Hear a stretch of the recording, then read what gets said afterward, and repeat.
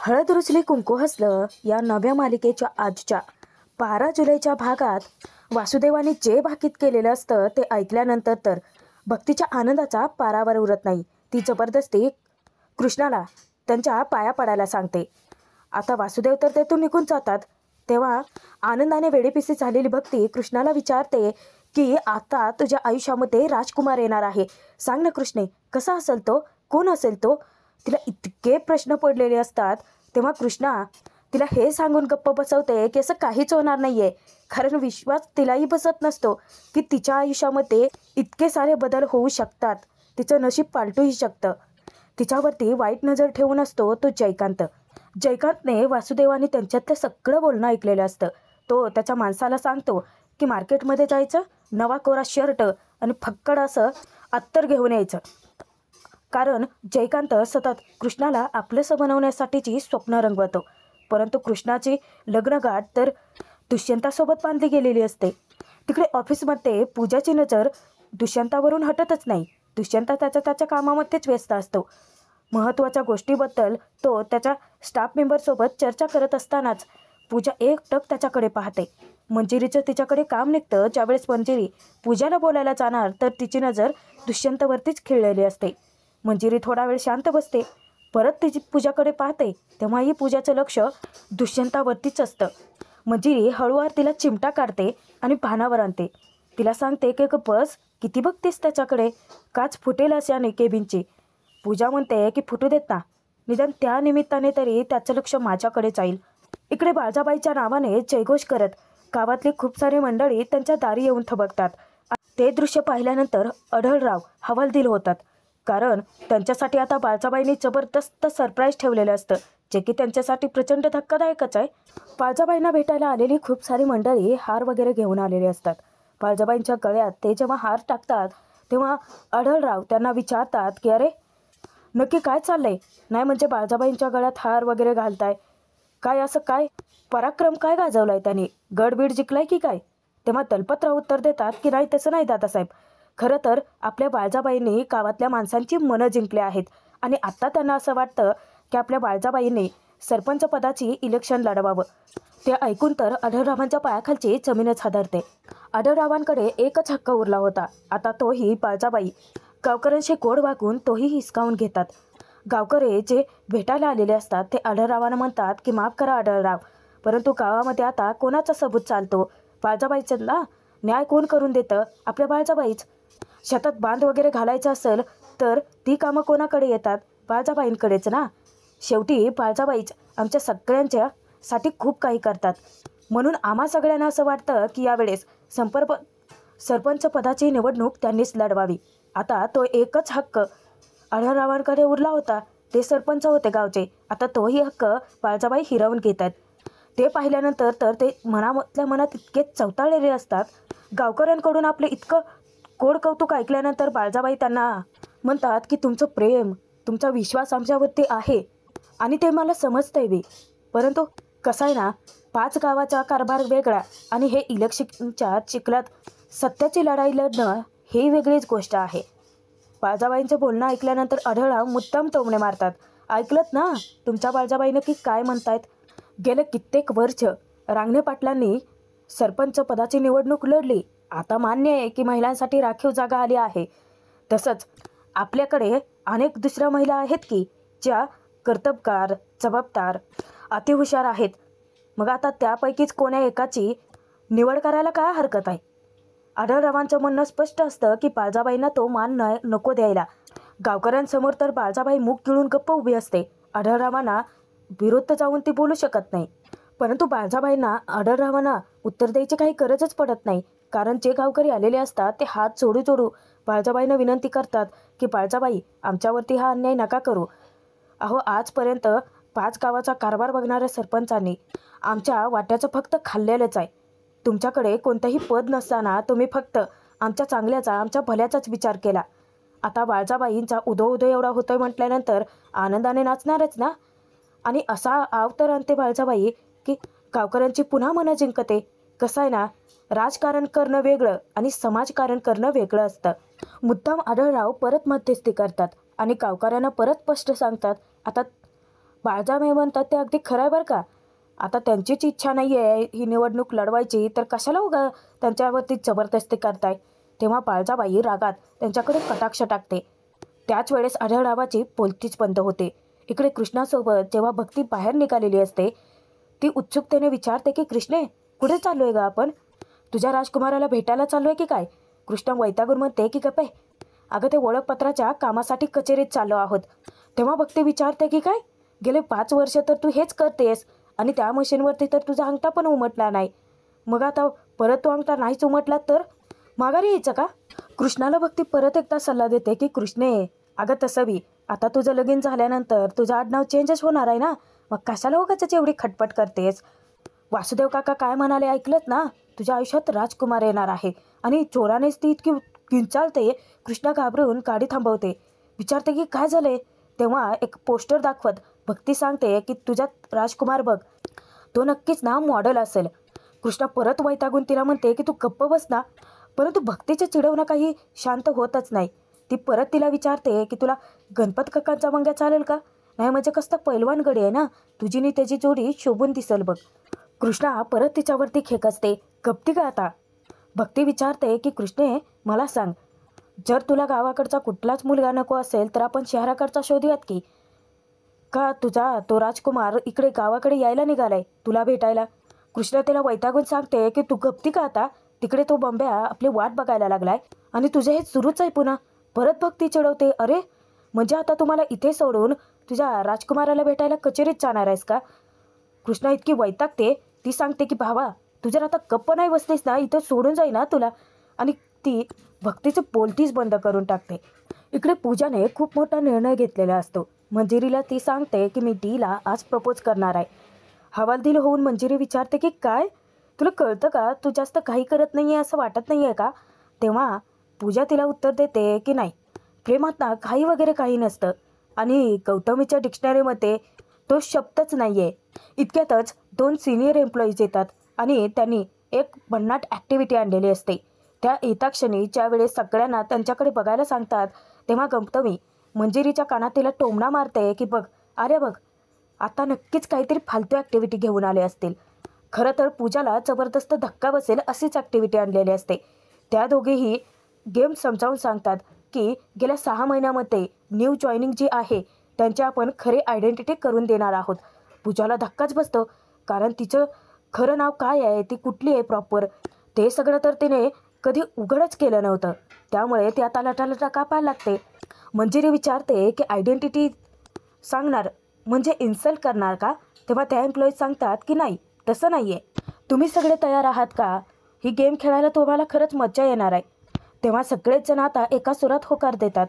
इकडे तोपर्यंत कृष्णा कचेरीत पोहोचते आणि त्यानंतर तिचे डॉक्युमेंट जे आणलेले असतात ते ऑफिसमध्ये जमा करत आता ओळखपत्राच्या कामासाठी आलेले असते. तेव्हा तिला पूर्ण नाव विचारलं जातं. कृष्णा सांगते कृष्णा भैरुनाथ कोल्हापुरे. तोचपर्यंत इकडे पूजा आपलं इंट्रोडक्शन करून देते, परंतु तिच्या खऱ्या नावाने नाही या, ती जे गौतमी हे खोटं नाव मिरवते ना त्या नावाने. ज्यावेळेस पूजाला तिचं पूर्ण नाव विचारलं जातं तेव्हा ती खोटं नाव, खोटी आयडेंटिटी मिरवतच असते. ती सांगते की गौतमी वसंतराव केळकर. तिला ज्यावेळेस ती प्रॉपर कुठची आहे ते विचारल्यानंतर ती सांगते ती पुण्याची असल्याचे सांगते. इकडे तोचपर्यंत आपलं पूर्ण नावासहित सगळं घराभराचं कृष्णाने इंट्रोडक्शन करून दिलेलं असतं.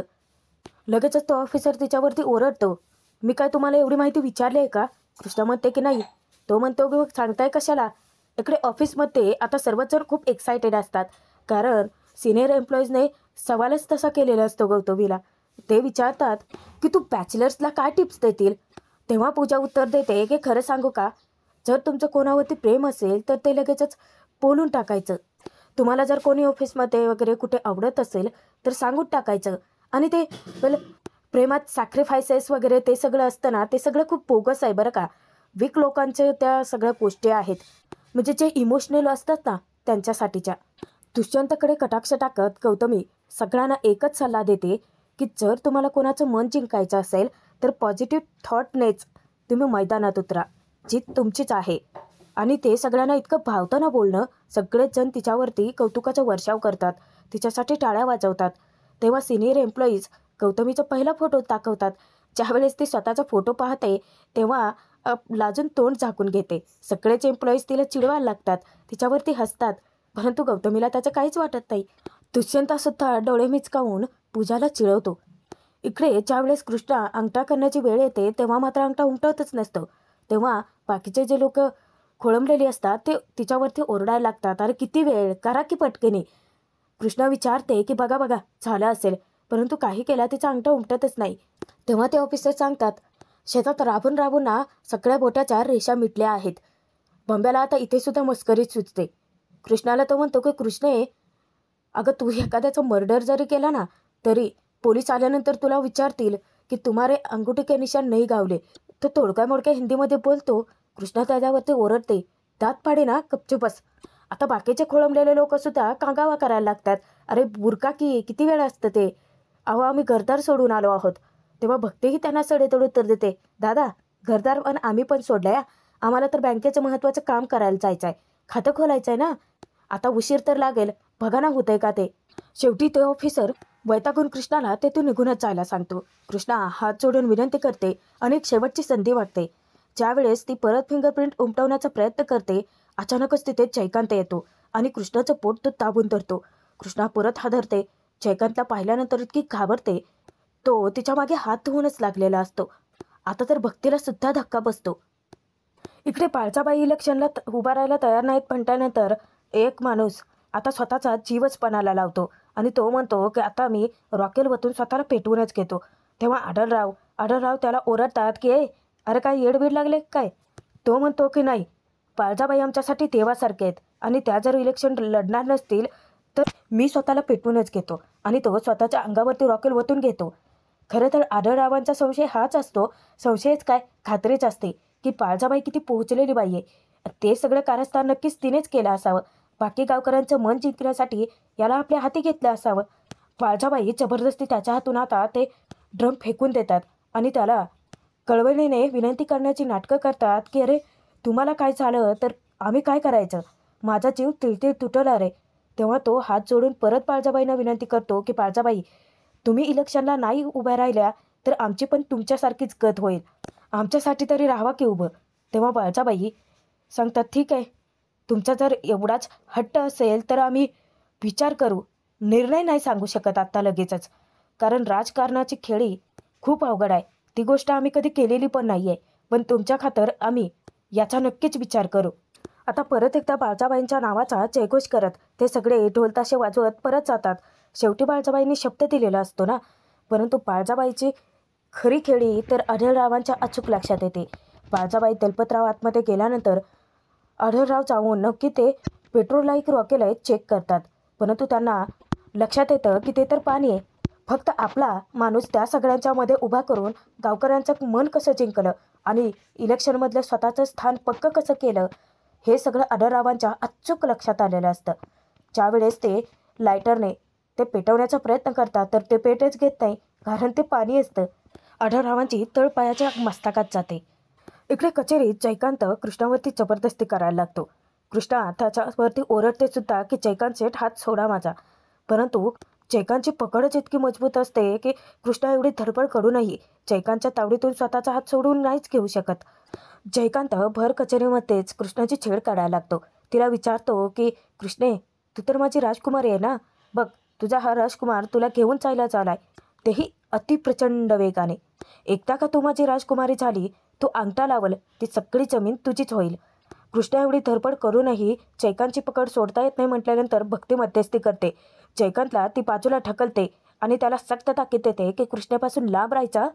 तेव्हा जयकांत म्हणतो की वा मेवणेबाई तर भडकल्या, अहो तुमच्या बहिणीला सांगा की माझं प्रपोजल ॲक्सेप्ट करायला, माझ्या दिलावर तुमच्या बहिणीचा अंगठा कोरायला सांगा. तो हसून कृष्णाकडे इतके घाणेरडे नजरेने बघायला लागतो की कृष्णा आता त्याच्या समोर येऊन त्याची चांगलीच खरडपट्टी काढते की वाटेला लाग, नाहीतर अंगठा नाही ठेंगा दाखवीन, आमची जमीन तर तुझ्या तावडीतून सोडवूनच घेईन आणि तुझ्या तोंडावर पैसे तर फेकून मारेनच, तेही कसं अतिप्रचंड वेगाने. त्याच्याच भाषेत त्यालाच सणसणीत उत्तर देऊन कृष्णा त्याचाच अपमान करून निघून जाते. आणि मग काय, मग जयकांतचा मेल इगो हर्ट होतो. आता त्याला कृष्णाला धडा तर शिकवायचाच असतो.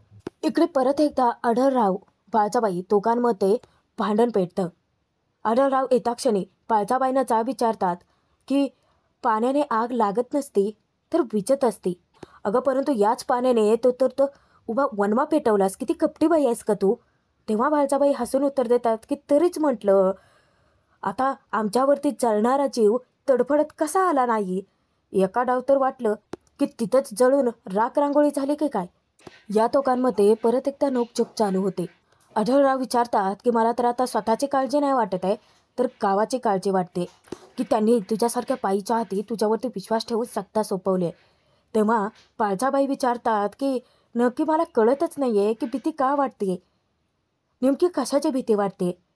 आमच्या हाती सत्ता आली याची, का तुमची उरली सुरली गावातली पद दरारा कायमचा नष्ट होईल याची.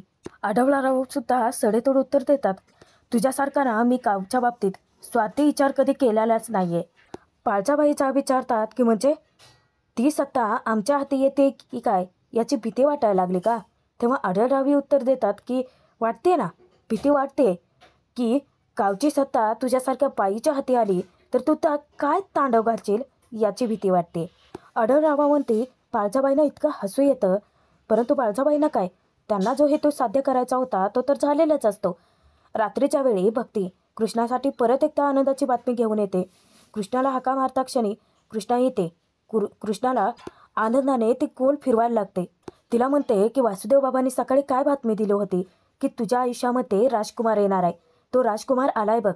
भक्ती परत एकदा एक स्थळ घेऊन आलेले असते. जेव्हा ती आईला सांगते की अगं आई तू पण बघ की, सावित्री येते कृष्णाच्या हातून जबरदस्ती फोटो हिसकावून घेते. परत तिला अपमानित करते की नशिबात नाही कुकू आणि चालले राजकुमार बनायलाही सकू. काय गरज नाही या स्थळं बिळं बघायचे. आजपर्यंत किती स्थळं आली, शेवटी काय झालं, येतात पाहुणं, चहा ढोसतात आणि शेवटी नकारच कळवतात. कृष्णेच्या तोंडावर ते फोटो फेकून देते. तेव्हा भक्ती सांगते की आई अगं कालचं गोड गणगेत केव्हाच वाहून गेलंय. आजची बात काही वेगळीच आहे. आणि तसंही वासुदेव बाबांनी सांगितलंच होतं ना सकाळी. तेव्हा कृष्णा भक्तीला समजावते की भक्ते अगं वासुदेव बाबांनी जे सांगितलं अगदी तसंच होईल असं नाही ना. आपलं अजून खूप सारी कामं बाकी आहेत. कर्ज फेडायचं आहे, विहिरीचं काम बाकी आहे. आता लग्नाची इथे काही नाही आहे आणि ती केव्हाचाच मावळून सुद्धा गेलाय. त्यामुळे ही आता आशा सोडून दे. तेव्हा भक्तीने तर आशा सोडलेलीच नसते, कारण तिचा वासुदेवाच्या बोलण्यावरती विश्वास असतो. कृष्णाला ती सांगते की तीच जरी गेला असला ना तरी रात अजून बाकी आहे की. सावित्री त्या दोघींनाही ओरडते, किती ते तोंडाचा पट्टा चालू आहे. जर तोंड मातीचं असतं ना केव्हाच फुटलं असतं. परत येऊन ती कृष्णाचा अपमान करते. सगळ्याच्याच नशिबात राजकुमार नसतात ना, आणि कोणताही राजकुमार आयुष्यात आला तरी त्यात राजाचा रंक बनवेल ही झिपरी. भक्तीला ती म्हणते की तुझ्या नवऱ्याची बात वेगळी आहे ग. तो किती साधा सज्जन देव माणूस आहे. सगळ्यांच्याच नशिबी असे राजकुमार नसतात ना. आणि तोंड फिरवून निघून जाते. परत कृष्णाच्या जिवारी बोलणं लागतं. पण भक्तीला काही फरक पडत नाही, कारण पहिला पाडा 55चाच. ती काय तिच्या आईकडे लक्ष नाही देत. भक्तीला तिच्या आईचा इतका राग आलेला असतो. कृष्णा तिला भानावर आणते. तिला समजावते की राहू देत, आता मी भाज्या विकायला चाललोय. आता उद्या कर्जाचा पहिला हप्ता जो आहे तो त्या चैकांच्या थोबाडावर मारून येतो काय. मला आता शहरात भाज्या विकायला जावं लागणार आहे ना. तेव्हा भक्ती तिला सांगते की सांभाळून जा. बाहेर तोपर्यंत बंबे हाक मारतो. बाहेर येता क्षणी कृष्ण त्याला विचारते की काय करायलायस. तो सांगतो की अगं गेले 2 दिवस क्रिकेटची प्रॅक्टिस नाही ना झाली, तेवढीच शरीराची हालचाल करतोय. इतक्या ड्रायव्हर येऊन सांगतो की कृष्णे चलायचं तर लवकर चल, यायला उशीर खूप होईल. परत उगाचच माझ्यावरती ओरडशील, बस पटकन. कृष्णा सांगते की हो. कृष्णा बंब्याला सांगते की अरे काय करायलायस, बस ना पटकीने. इतक्यात भक्तीच येते. आता कृष्णा गाडीमध्ये बसणार. भक्ती तिला परत चिडवते, कृष्णे जाता येता लक्ष ठेवा, काय माहिती तुझा राजकुमार तुला अचानक भेटला तर. परत कृष्णाचं तेच तुंतुणं, अगं नाही होणार आहे काही बाई. परंतु वासुदेवानं केलेलं भाकीत खरंच ठरणार असतं. नियतीने दुष्यंता कृष्णाची भेट तर घडवायची ठरवलेलीच असते. तर भाग इथेच संपतोय. पुढील भागात बघूयात. भक्तीने विचार केल्याप्रमाणेच होतं, कारण दुष्यंत कृष्णाची भेट होतेच. आता त्या दोघांच्या गाडीची धडकाधडक होणार तोच. दुष्यंतने वेळेवर गाडी थांबवलेली असते. ज्यावेळेस कृष्णाचं नुकसान होतं कृष्णा त्याला आता जा विचारते. दुष्यंताला ती सांगते की नुकसान भरपाई द्या 1700 रुपये. तेव्हा दुष्यंत तिच्या हाती 2000ची नोट टेकतो. कृष्णा सांगते की शेतकरी हिशोब क्लिअर असतो आपला, ही 300ची हळद घ्या आणि हा आपला हिशोब क्लिअर झाला. बुंगाट कुठला. कृष्णाची हळद दुष्यंताच्याच नशिबात लिहिलेली होती. आता या दोघांच्या या भेटीनंतर त्यांचं काय नशीब पालटेल? काळजाबाई स्वतःहून कृष्णाला दुष्यंतासाठी मागणी कशा घालतील? पाहणं मनोरंजकच ठरेल.